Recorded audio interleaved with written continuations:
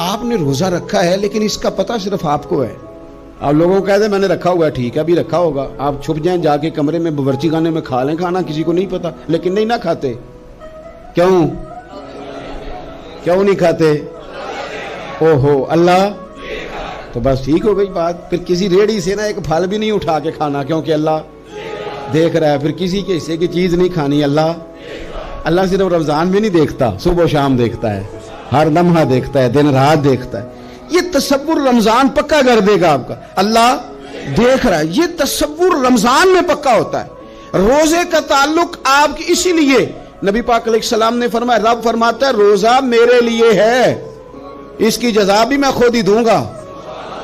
اور کچھ لفظ تو اس طرح کے بھی ہیں کہ روزہ میرے لیے ہے اور رب فرماتا ہے میں خود اس کی جزا ہوں. یعنی باقی عبادتوں والوں کو ثواب ملے گا, روزہ رکھنے والے کو رب رحمان ملے گا.